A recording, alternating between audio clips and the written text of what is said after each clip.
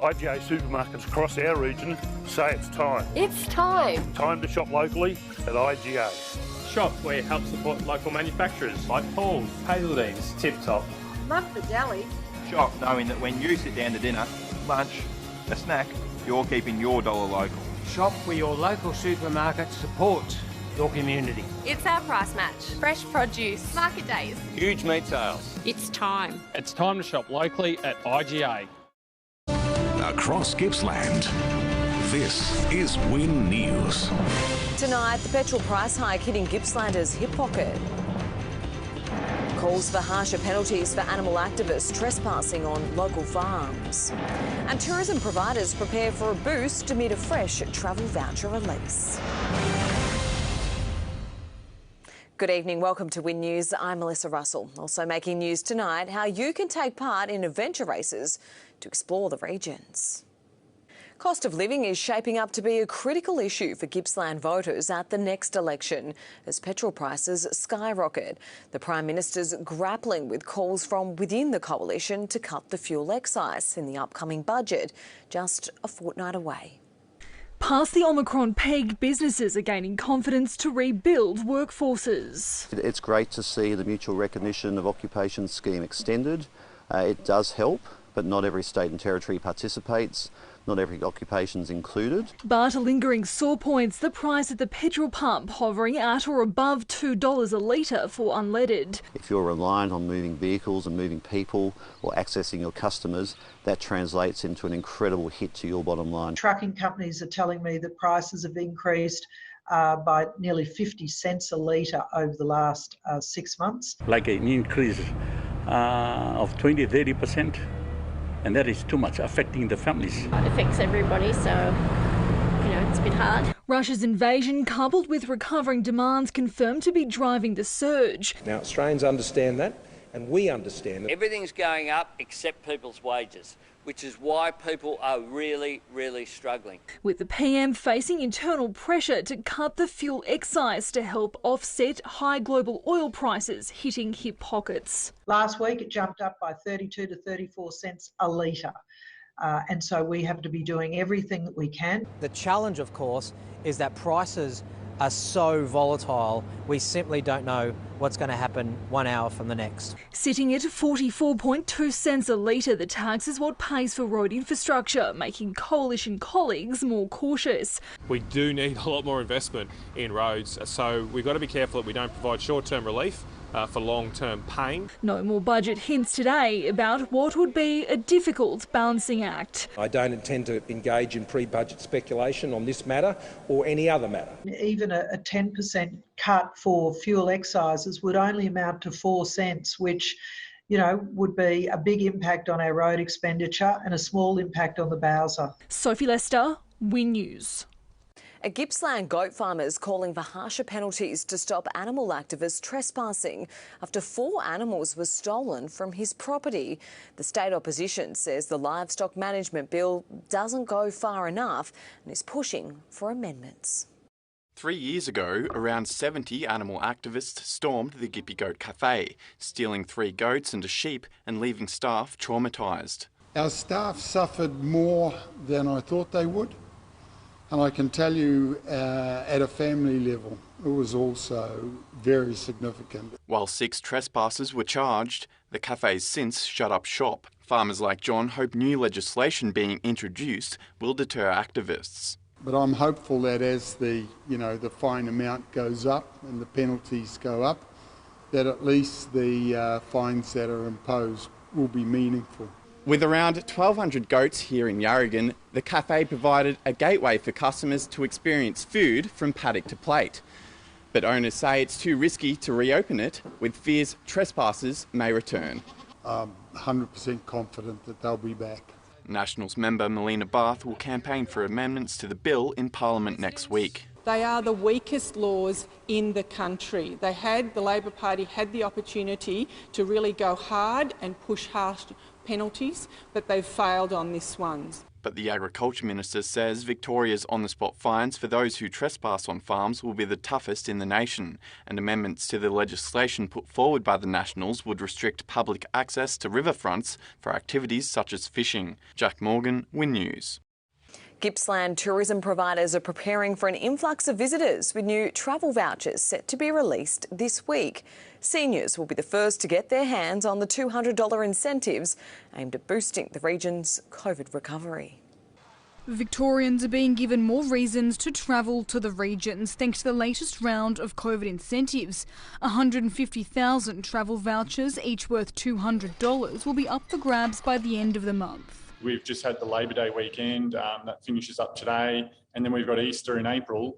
And I think this actually is going to fill a really nice gap in between and keep all the accommodation places quite full and busy. Seniors will get the first pick with 10,000 vouchers available from tomorrow.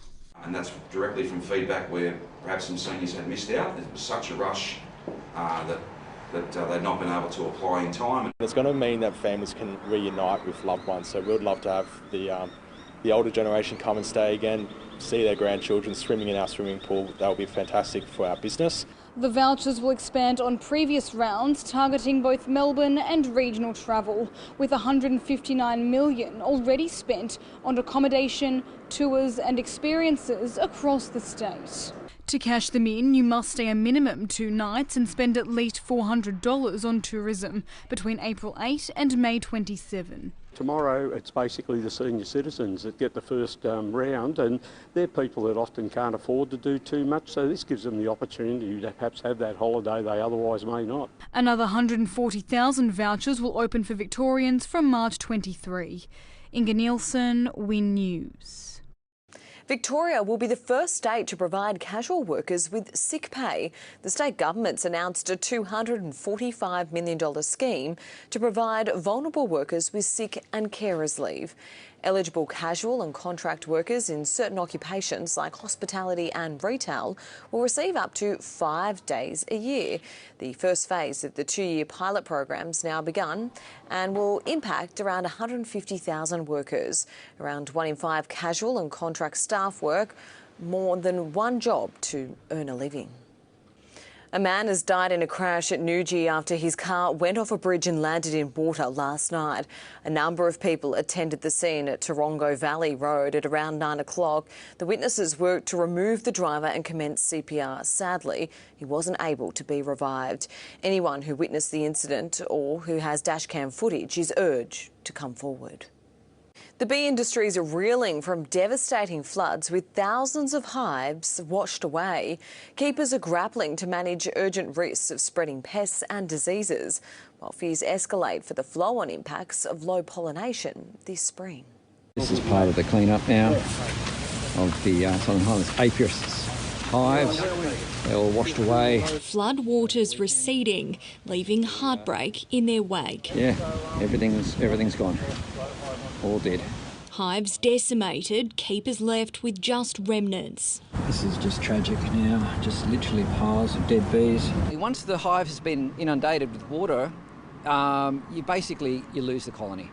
All the baby bees die. Horrifying and also hazardous, displaced bees spreading pests and diseases. Unfortunately, see this bee here, this is a live bee.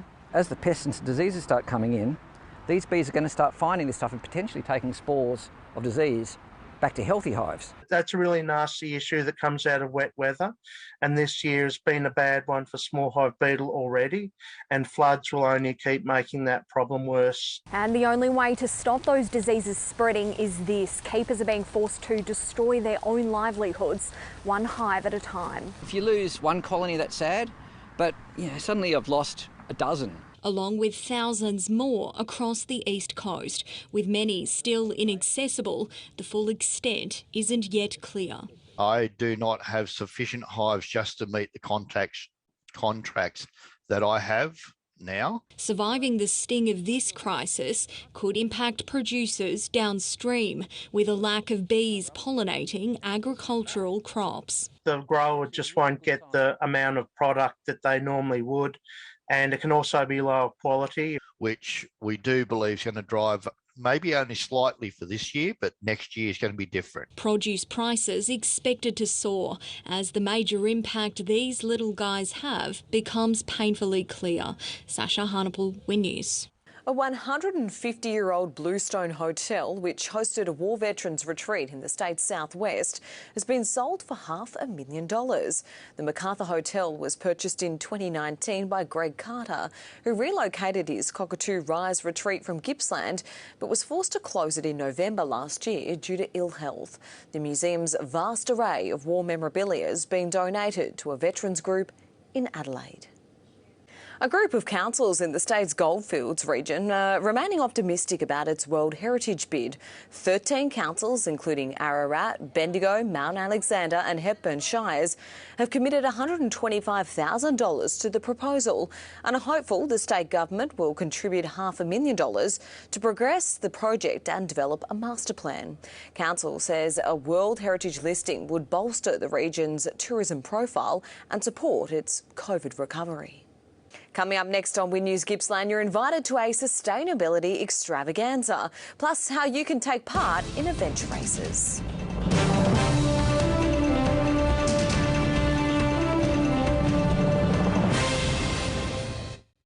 A two-day adventure trek's providing a new but challenging way to explore our region. More than 100 competitors from across Australia have kayaked, biked and ran in teams as part of the Explore Gippsland adventure race. Paddling down rapids and navigating courses night and day, competing in an adventure race requires some serious dedication. You're in a team, so you're relying on each other to get through. And, you know, half the fun's doing all the training for it too, is getting out there and just exploring.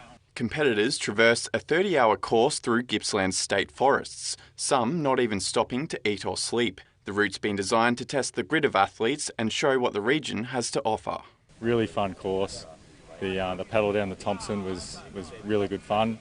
We had some good weather, a little bit of a storm at one point, but that sort of seemed to add to the experience. You know, that's the fun for me, is to go out exploring, looking for something that's really going to excite either a local athlete or interstate or international athlete. 40 teams signed up for the new event, with many trying out the race for the first time. In Victoria, there's not too many events, and this is actually only the second event that we've put on in Gippsland. And I've got friends that are involved in adventure racing, and they seemed like they had a lot of fun in these events, so I thought, why not have a go?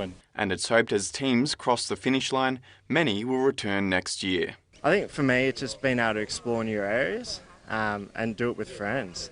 Jack Morgan, Win News. Organisers are hard at work preparing for an annual sustainability festival to return to central Victoria. More than 50 organisations will be on show, offering sustainable initiatives and solutions for businesses and households across the state. Droves of people are expected to fill the gardens of the future when the Bendigo Sustainability Festival returns in 2 weeks' time. Some of those are stallholders, some of those are community groups. We've got electric cars, electric bikes. The event was cancelled in 2020 due to COVID and capped just 1,000 last year.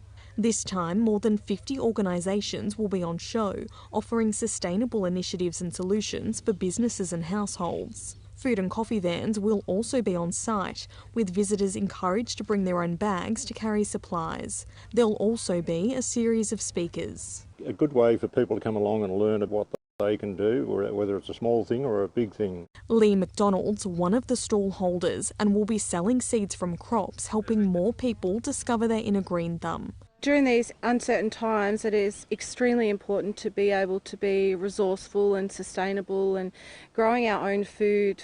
Encouraging people to start small, she's helped by her sons and says growing your own produce provides benefits for the whole family. And they're a lot less fussy and they're more likely to eat vegetables and eat healthy if they've grown the food themselves. The Sustainability Festival will be held on Sunday, March 27. Grace Aiken, Win News.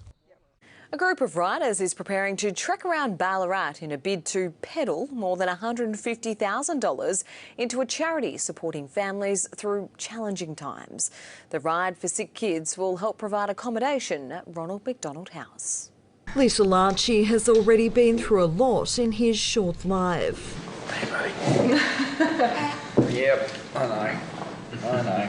The baby boy spent just one night at home when his parents, Kira and Daniel, realised something wasn't right. He was just under 2 days old and we were at home, and the at-home midwife came around and realised that he was having a seizure, and she actually saved his life. The midwife contacted the hospital and Archie was taken back in before being airlifted for further treatment. Turns out he had a cerebral hemorrhage, and they went to it straight away down here, and then he's had 2 surgeries and he's on the road to recovery now, so homeward bound soon, hopefully. The family has spent more than 50 nights away from home as Archie undergoes treatment and checkups. But there's one thing they haven't had to worry about. The nurse sort of gave us a tap on the shoulder and let us know that, we had a place to stay here with these guys and had been in contact with us. And by the time we got here, it was all ready to roll, and it just gave us the time to concentrate on finding out where Archie was at and looking after ourselves. That place is Ronald McDonald House, a charity supporting hundreds of families every year.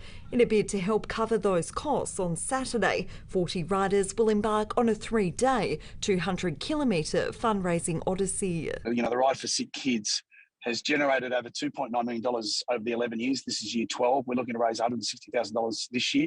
That $2.9 million that has been raised over the last 11 years actually equates to 15,500 nights of free accommodation. For people to go out of their way to fundraise for people like us to be able to stay with our baby when he's sick is just, it's indescribable. The community is being encouraged to donate or even put the wheels in motion on a virtual ride to provide support when families are going through the toughest of times. Having to find somewhere to stay down here on top of that, I think it probably that would have been the thing that would have broken us. We cannot thank them enough for what they've done for us. Sophie Coral, Win News.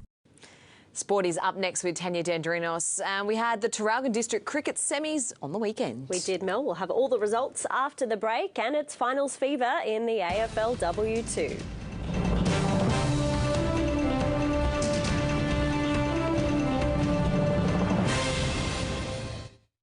Glengarry made it through to the grand final in the Traralgon and District Cricket Association after a huge win over Toongabbie on Saturday. The prelims saw the Rams get across the line with plenty of overs to spare, only needing 35 to beat Toongabbie's 132-run target. It'll rematch the ex-students for the flag next week after Glengarry went down in the semi-final by just 3 runs. A largely red, white and blue crowd in Ballarat couldn't stop a Brisbane victory. The reigning premiers ended the Bulldogs season. A host of regional Victorian players are now preparing for finals later this week. Out of finals contention, the Dogs only had pride to play for against a rampaging Brisbane, looking to shore up third place on the ladder. As Ballarat hosted the regional city's first AFLW match, the red, white and blue kicked the opening goal, but then found the going tough. Maryborough's Rochelle Cranston, one of the few adding to their highlights reel.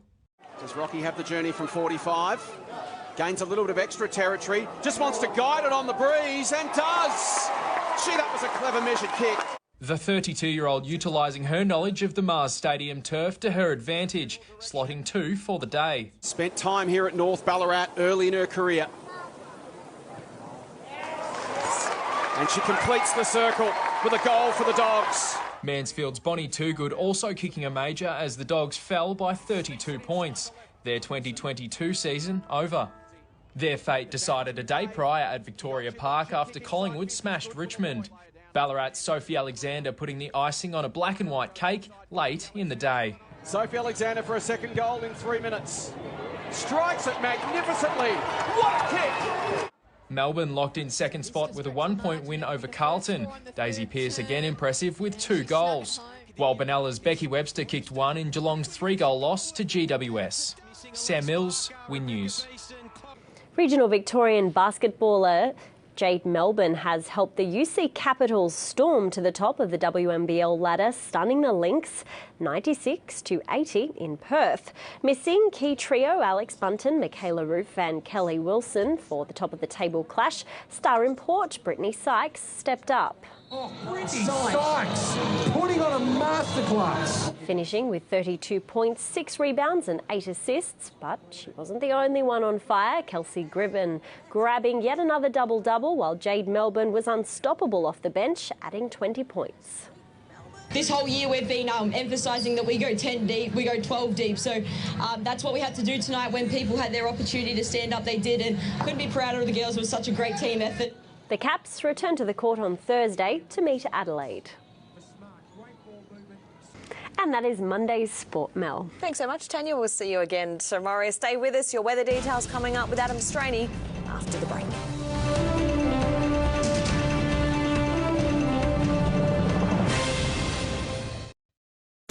It's the place with more in store.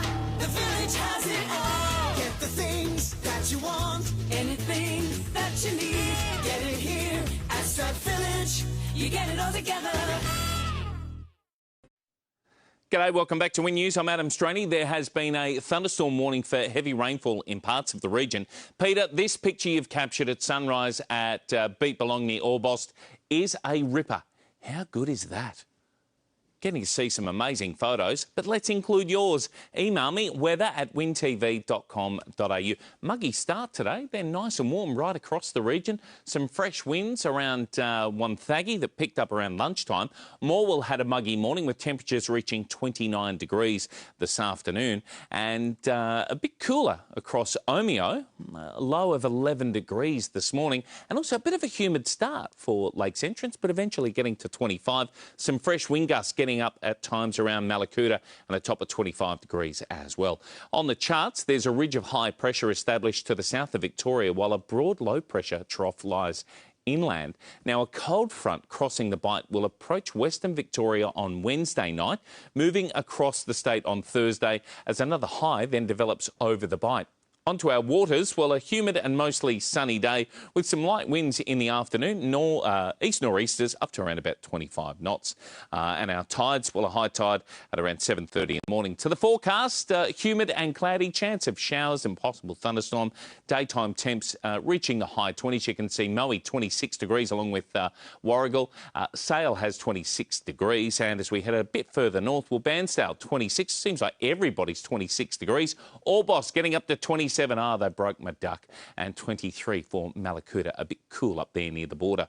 While for Traralgon tomorrow, well, a warm day with a shower or two and 26 degrees. For the Big Smoke, Melbourne, partly cloudy, possible shower, 27 degrees. And in the days ahead, well, Wednesday will be humid, chance of a shower, maybe even a thunderstorm. Thursday's looking pretty much the same, a bit muggy in the morning. On Friday, high chance of rainfall and a possible thunderstorm.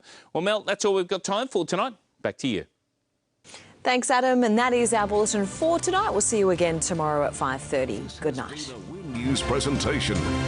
Win News, Regional Australia's #1 news source.